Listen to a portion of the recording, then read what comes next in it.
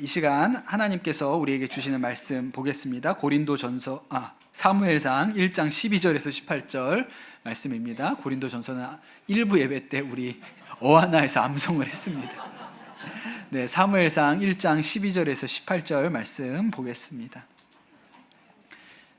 사무엘상 1장 12절에서 18절 말씀입니다. 제가 읽겠습니다.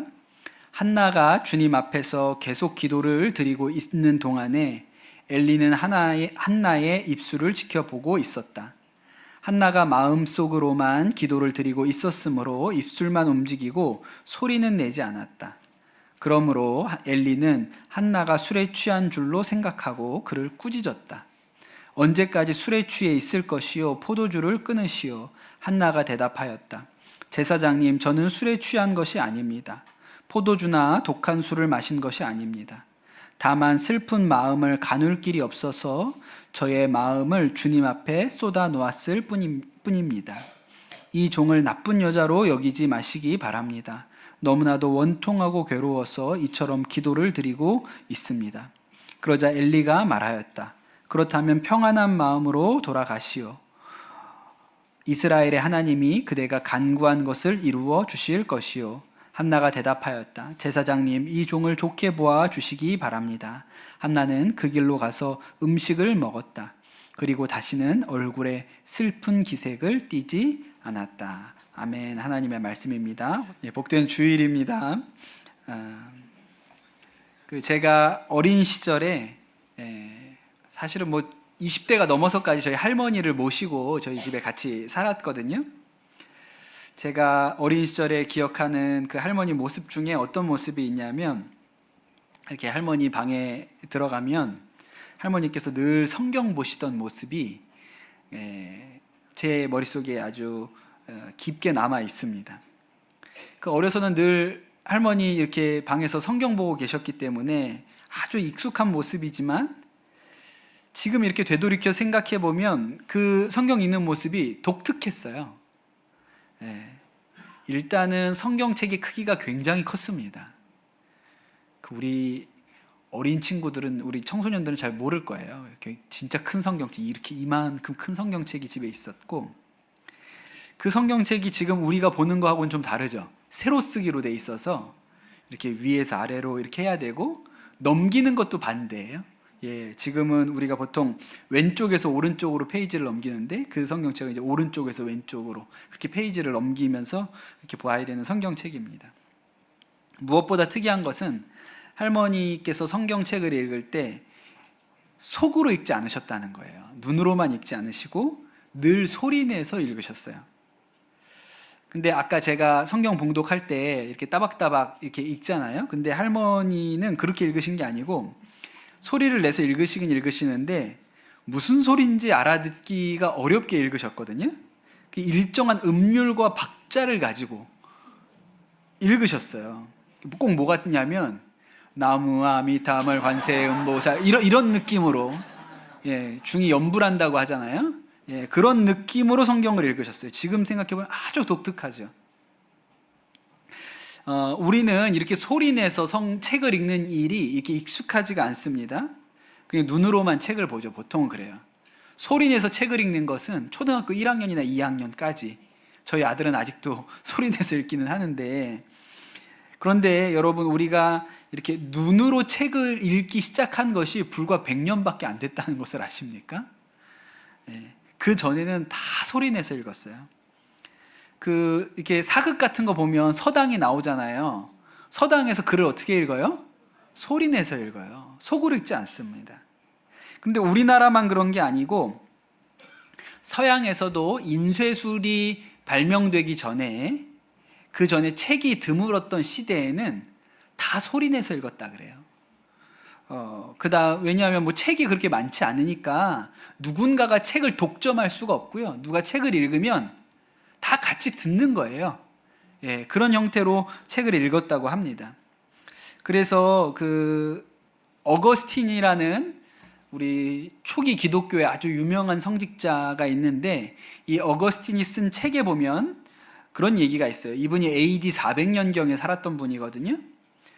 이분이 암브로시우스라는 당대의 유명한 그 성직자를 만나러 갔는데 가서 이렇게 보니까 이분이 책을 읽는데 소리를 내지 않고 눈으로만 읽고 있어서 너무 깜짝 놀랐다. 저렇게 책 읽는 사람 처음 봤다. 이런 기록이 남아 있어요. 그러니까 당시에는 눈으로만 읽는 게 너무 독특한 방식이었던 것이죠. 제가 왜 이런 이야기를 하냐면 오늘 한나가 아주 독특한 방식으로 기도하는 여인이었기 때문에 그렇습니다. 지난주에 말씀드렸지만 한나는 먹고 사는 일에는 크게 염려하지 않아도 될 정도의 아주 이름난 뼈대 있는 가문에 시집을 간 여자예요. 그리고 남편의 사랑도 많이 받았습니다.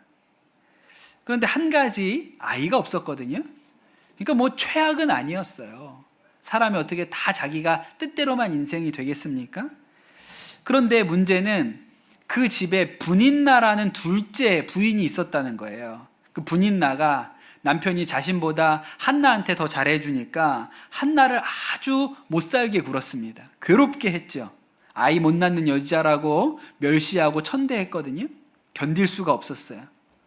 그래서 해마다 이제 명절이 되면 실로라는 곳에 올라가서 제사를 드리는 절기가 있는데 한나도 이제 그때 같이 따라 올라갔다가 그때는 너무 마음이 괴로워서 분인나가 너무 자기한테 함부로 하니까 마음이 괴로워서 혼자 성전에 올라가서 하나님 앞에 울면서 나에게도 아들을 주십시오 그렇게 기도를 했습니다. 그런데 그 기도 중에 아주 특이한 사건이 하나 일어나는데 한나가 기도할 때 그 성전의 문설주 앞에 엘리라는 늙은 제사장이 늘 거기 와서 앉아 있었어요. 나중에도 이제 엘리 얘기가 한동안 나올 텐데 엘리가 이렇게 제사장이기는 하지만 그가 이렇게 영적으로 이렇게 깨어있는 사람은 아니거든요. 그런데 이 엘리가 보니까 한 여인이 그 성전 앞에 나와서 기도를 하는데 그것 자체가 좀 독특한 장면이에요. 제사 지내러는 와도 누가 이 성전 앞에 이렇게 기도하러 오는 일이 드물었던 때거든요. 그런데 이 여인이 나와서 기도하는데 뭐가 독특했냐면 분명히 입술이 움직여요. 뭐라고 말을 하는 것 같아. 그런데 소리는 나지 않는 거예요. 입술만 계속 움직이고 소리는 나지 않으니까 엘리가 보기에 이 여자를 보고 술에 취했나 보다. 술 먹고 왔나 보다. 그렇게 생각을 해서 한나를 꾸짖습니다. 여기 술 먹고 오면 안 됩니다. 포도주를 끊으시오. 그렇게 이야기를 해요. 그러니 이 한나가 기도했던 방식이 대단히 독특했다는 거예요. 왜 독특했을까?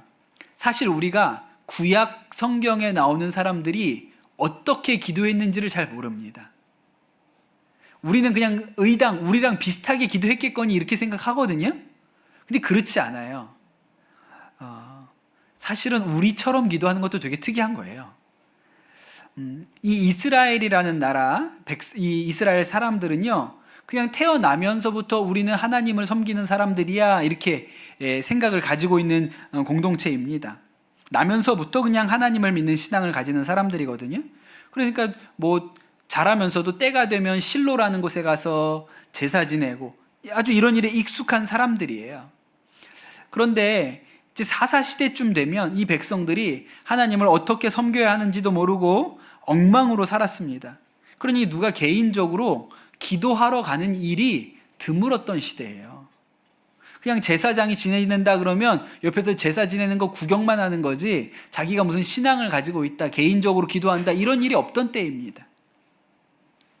중세 유럽도 보면 그때 중세 유럽이 다 기독교 국가였어요. 그러니까 태어나면 그냥 교회에 가가지고 성당에 가서 유아 세례를 받습니다.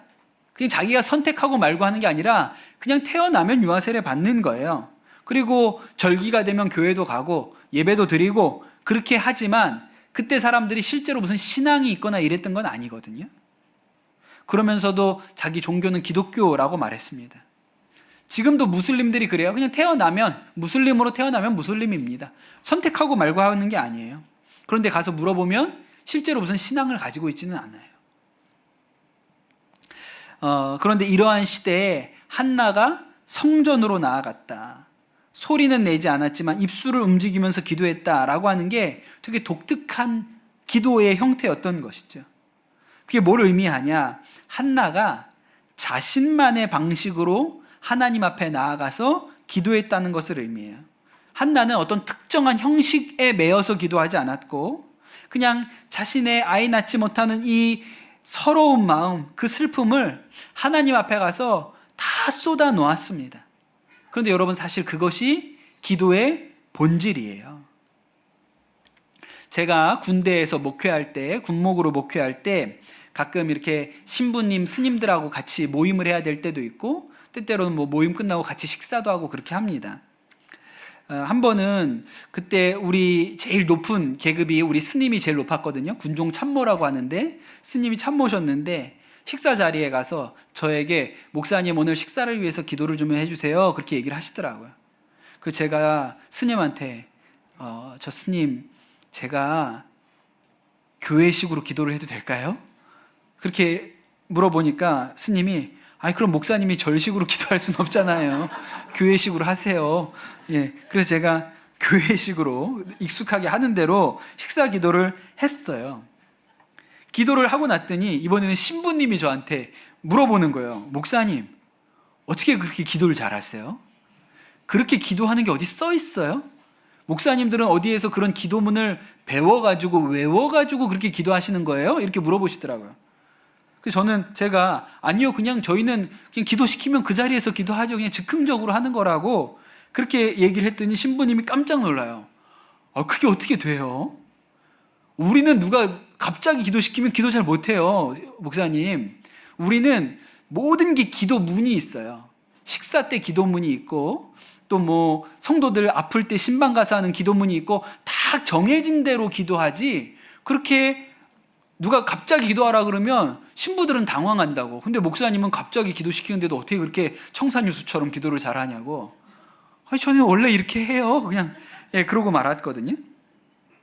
그러니까 성당은, 천주교회는 기도문이 발달되어 있어요. 기도문을 따라서 그대로 그냥 기도하는 거거든요.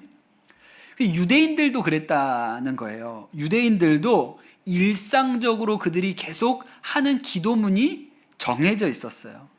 그래서 그 복음서를 읽어보면 제자들이 예수님한테 가서 우리에게도 기도를 좀 가르쳐 주십시오, 그렇게 얘기하잖아요.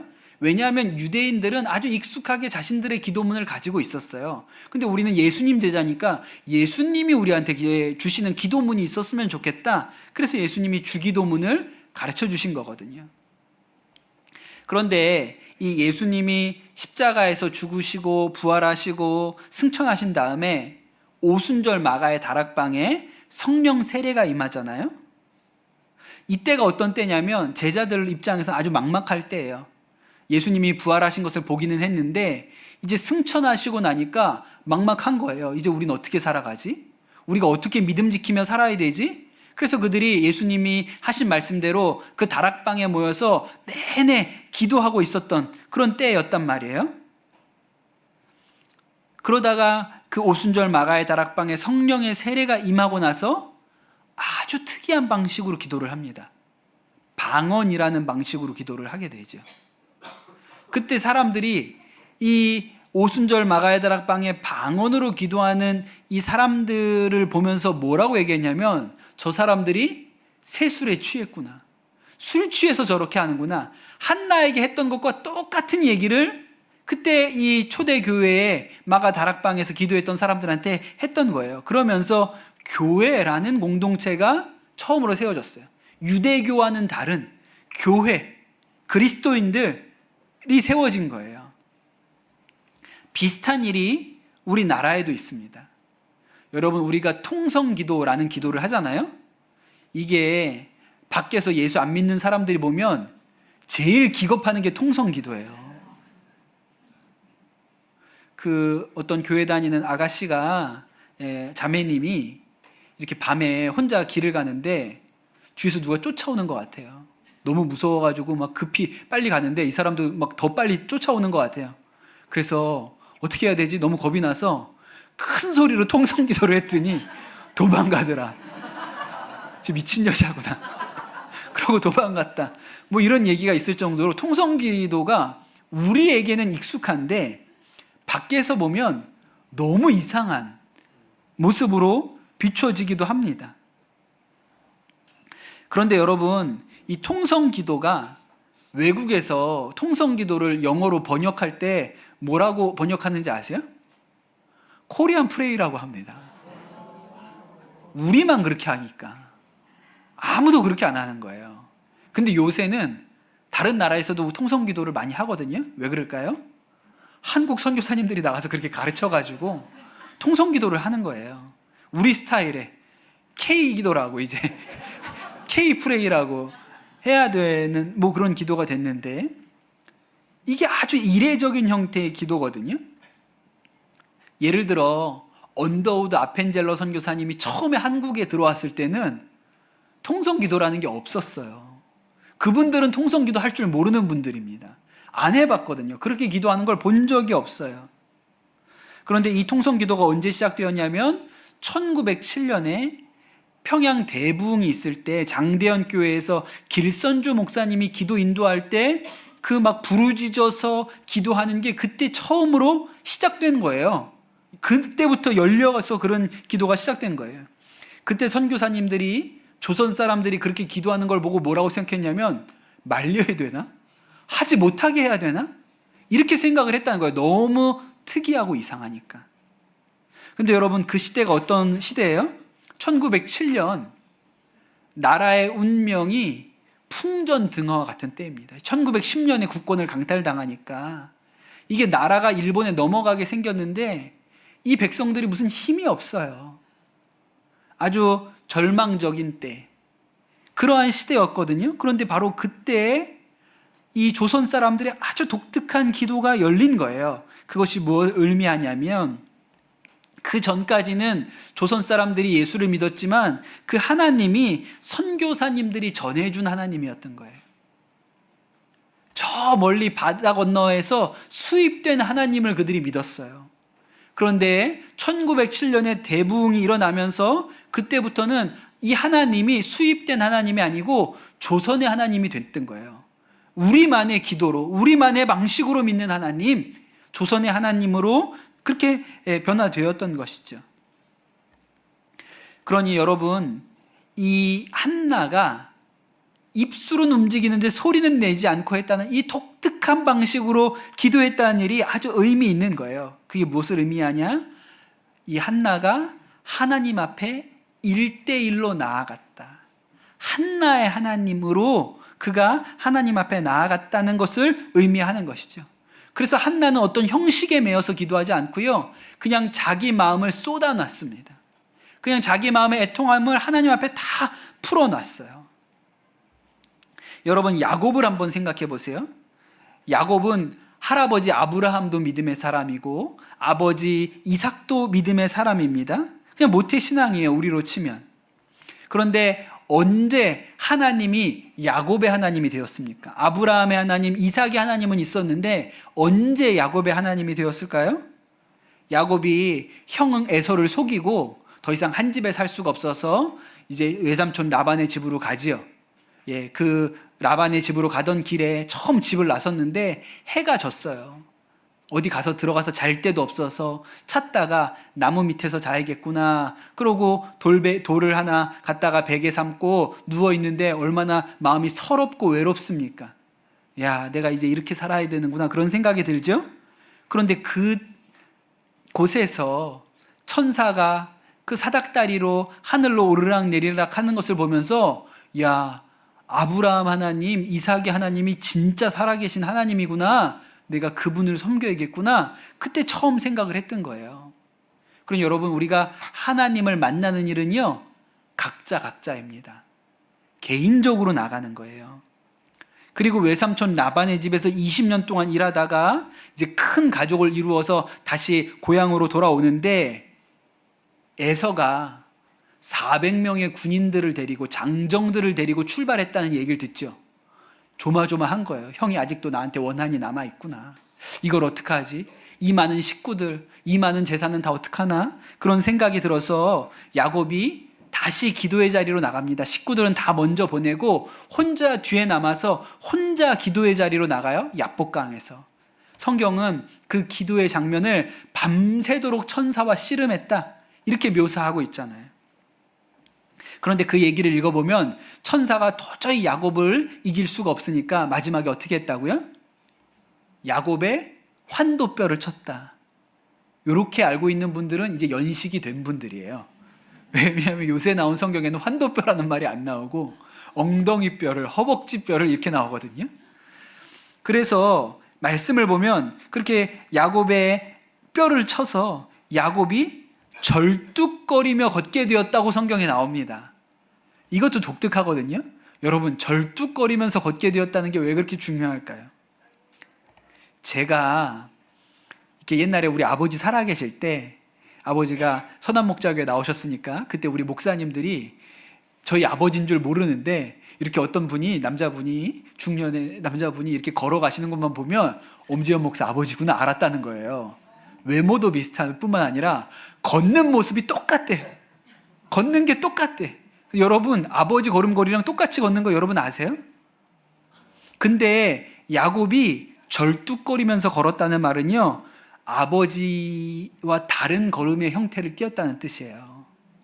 자기만의 절뚝거림이 있었어요. 이제 아브라함의 하나님, 이삭의 하나님이 아니고 야곱의 독특한 방식으로 나의 하나님으로 믿게 되었다는 것이 절뚝거렸다는 의미이기도 합니다. 야곱의 방식으로 하나님을 맡았다는 뜻이죠. 그러니 여러분, 한나가 아주 독특하게 엘리가 보니까 쟤 뭐 하는 거야? 이렇게 생각할 정도로 독특한 말씀, 독특한 방식으로 기도했다는 것이 한나만의 하나님으로 나아갔다는 거예요. 개인적으로 하나님과의 만남 가운데 나아갔다는 것입니다. 엘리가 술 먹지 말라고 하니까 제가 술 취한 게 아닙니다. 제가 마음이 너무 애통해서 기도한 거예요. 그렇게 얘기를 하거든요. 그랬더니 엘리가 이제 평안한 마음으로 돌아가시오. 하나님이 당신이 간구한 것을 이루어 주실 것입니다. 그렇게 얘기를 하고 돌려보내는데 한나가 그 말을 딱 듣고 돌아가는데 마음이 달라졌어요. 그전에는 너무 속상해서 밥도 안 먹었거든요. 집에 가서 배가 고플 거 아니에요. 밥 안 먹고 기도했으니까. 일단 밥을 많이 먹고 그 후로 다시는 얼굴에 슬픈 기색이 없었다. 그렇게 성경이 기록을 합니다. 엘리가 걱정하지 말라고 그래서 그랬을까요? 아니에요. 한나 마음 가운데 확신이 있었던 거예요. 하나님이 들으셨다. 내가 하나님 앞에 기도했을 때 하나님이 들으셨다. 이런 확신이 있었어요. 오늘 설교 제목이 기도는 다이렉트입니다. 기도는 다이렉트. 여러분, 다이렉트가 뭐예요? 다이어트 말고 다이렉트가 뭐냐? 그쵸? 이거 똑바로 가는 거예요. 직접 가는 겁니다. 그게 다이렉트잖아요. 타자가 공을 칠 때, 야구에서 타자가 공을 쳤는데 외야수가 한 번에, 누구 중간에 거치지 않고 외야수가 한 번에 잡으면 다이렉트 캐치가 되는 거죠. 한 번에 잡은 거예요. 보험을 가입하는데 설계사를 통해서 가입하지 않고 내가 인터넷에 들어가서 직접 가입하면 다이렉트가 되는 거잖아요. 그런데 여러분, 기도가 다이렉트예요. 한나의 기도가 제사장을 거쳐서 하나님한테 가는 기도가 아니고 그냥 그의 답답한 심령을 하나님 앞에 가서 다 쏟아 놓았습니다. 이게 독특한 방식의 기도였던 거예요. 근데 여러분, 우리도 동일한 방식으로 하나님 앞에 나아가야 됩니다. 여기 우리 중학생, 고등학생들, 청년들 다 있어요. 그런데 또 우리 장년 교우들 중에도 단 한 번도 하나님 앞에 개인적으로 나가본 경험이 없는 사람들이 있습니다. 예배에 나오는 것하고는 다른 거예요.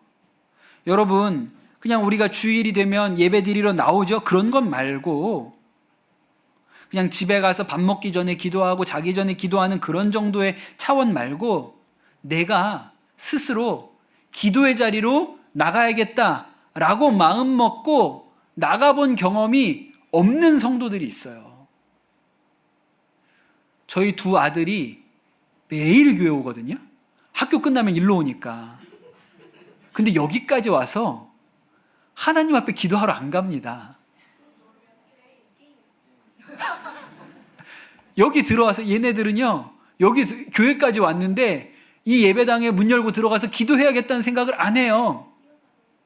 그런데 그게 아이들만 그런 게 아니라 청소년이 되고 청년이 되고 장년이 되었는데 내가 하나님 앞에 스스로 기도하러 한번 나가봐야지 라고 한 번도 생각해보지 않고 신앙생활하는 사람들이 많이 있다니까요. 제가 청소년 집회 때마다 하는 간증입니다.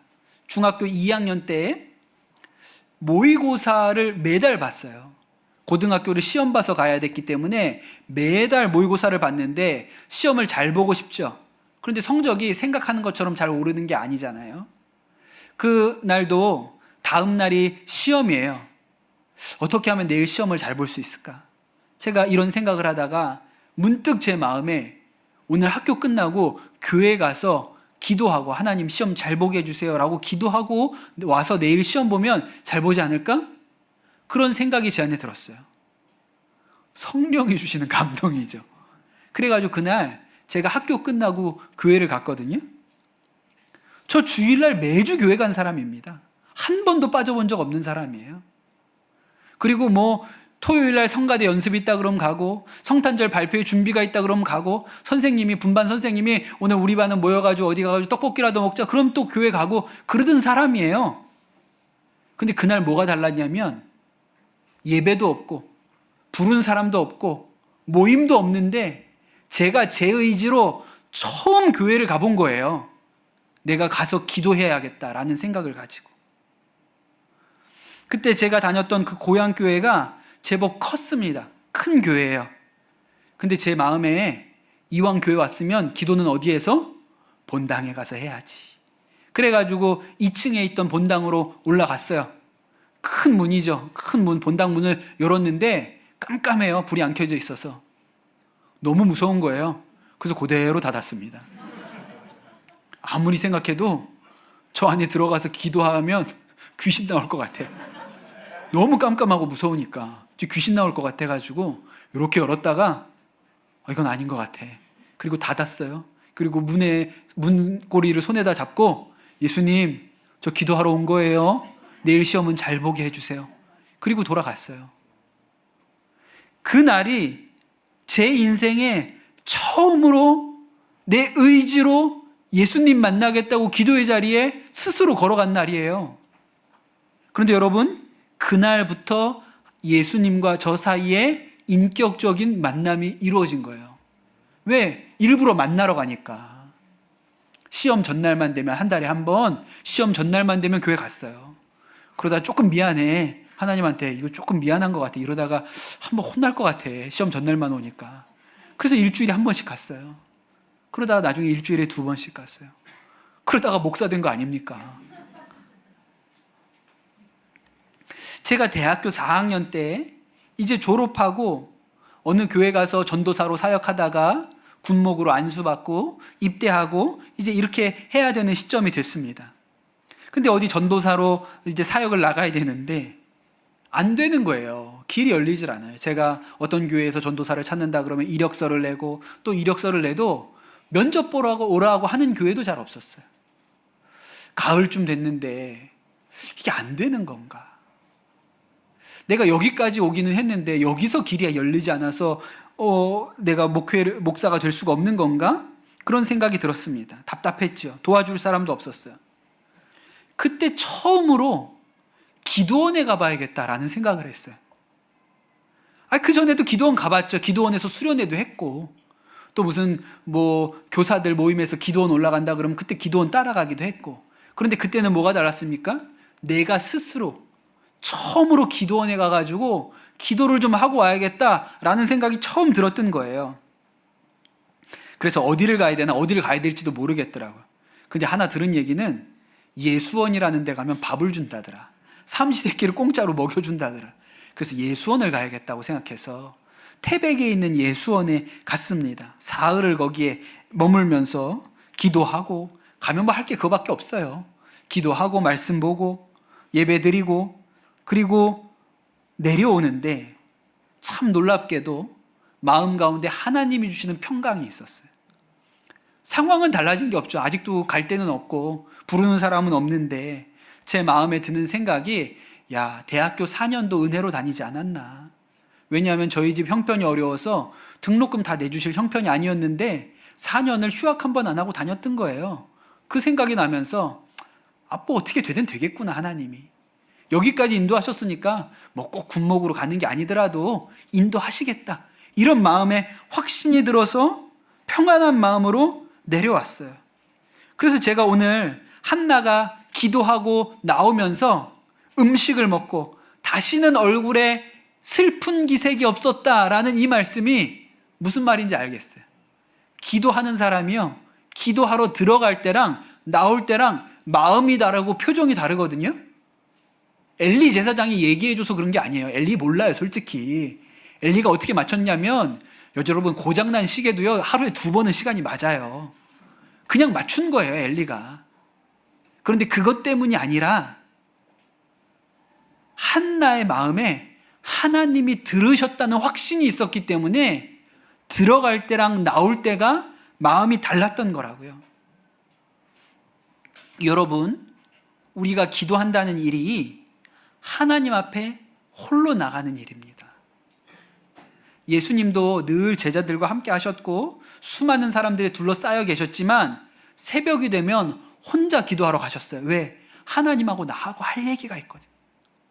하나님 앞에 내가 할 얘기가 있어요. 여러분, 하나님과의 관계가 거기에서 열려요. 믿음도 거기에서 출발하는 것이고요. 우리가 함께 신앙생활하는 것도 좋은 일이고 교회 나와서 예배도 드리고 또 속회 모임 참여하는 것도 중요한 일입니다. 그런데 여러분, 홀로 하나님 앞에 나아갈 줄 알아야 돼요. 하나님이 부르시거든요. 여러분, 한나처럼 여러분 마음 가운데 곤고한 마음, 답답하고 왜 안 될까? 왜 내 인생은 이렇지? 괴롭고 억울한 마음이 있습니까? 그럼 하나님이 지금 부르는 거예요. 나와. 나랑 얘기 좀 하자. 내가 너랑 할 말이 있다. 너한테 할 말이 있어. 부르시는 거예요. 근데 그 자리에 나가서 한나가 자신의 마음을 그냥 쏟아놨죠. 무슨 형식도 없어요. 혼자 기도하니까. 그냥 형식도 없이 자신의 슬픈 마음을 쏟아놓았더니 하나님께서 들으셨다는 것을 그가 마음 가운데 확신합니다. 여러분, 그 시대가 어떤 시대였냐면 주님이 말씀하시는 일이 드물었고 환상도 나타나지 않았던 시대였다 그랬어요. 그런데 한나는 하나님과 통하는 사람이 되었어요. 여러분, 그런 기도의 축복과 은혜가 여러분에게 있게 되시기를 축복합니다. 한나의 답답한 심령이 기도의 자리에서 풀어졌습니다. 열렸어요. 뿐만 아니라 막혀 있었던 하나님의 음성이 이 시대 가운데 임하기 시작했어요. 여러분, 그러한 역사가 오늘 우리 가운데도 일어납니다. 여러분, 하나님 앞에 각자 나아가십시오. 기도의 자리로 각자 올라가 보세요. 하나님이 우리를 만나주시는 은혜가 있습니다. 우리 같이 이 시간 기도하고 기도의 자리 가운데로 나아가겠습니다. 주님, 우리 마음 가운데 우리의 인생이 뜻대로 풀리지 않아서 답답하고 막막하고 때때로는 원통하고 슬픈 생각이 있다면 하나님, 그것이 하나님께서 우리를 기도의 자리로 나아오라 라고 부르시는 음성인 것을 깨닫게 하여 주옵소서. 하나님께서 우리를 기도의 자리로 부르실 때 우리 각자가 하나님을 만나는 자리 가운데로 나아가게 하시고 한나의 마음에 그 답답함이, 기도하러 올라갈 때 그 답답함이 내려올 때 완전히 뒤집어졌던 것 같이 마음 가운데 시원해졌던 것 같은 은혜가 우리 가운데 오게 하여 주시옵소서. 이 시간 우리 주신 말씀 붙들고 같이 기도하겠습니다. 한나를 기도의 자리로 부르셨던 그 하나님의 음성이, 그 하나님의 부르심이 우리 가운데도 임하게 하여 주시옵소서. 우리의 귀를 열어주셔서 하나님께서 너 지금 기도의 자리로 나아오라, 지금 이 자리에 머물러서 기도하라고 하실 때 하나님 그 음성이 들리게 하여 주시옵소서. 그리하여 하나님, 기도 가운데 우리가 하나님을 경험하게 하시고 만나게 하여 주시옵소서.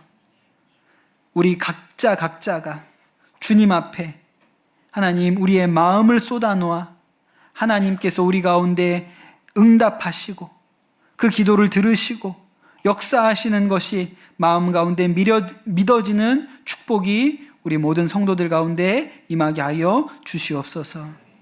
하나님, 그러한 기도의 자리, 그러한 만남의 축복 하나님, 우리 성도들이 한 사람도 빼놓지 않고 경험케 하여 주옵소서. 감사합니다. 모든 말씀 우리 주 예수 그리스도의 이름으로 기도드립니다. 아멘.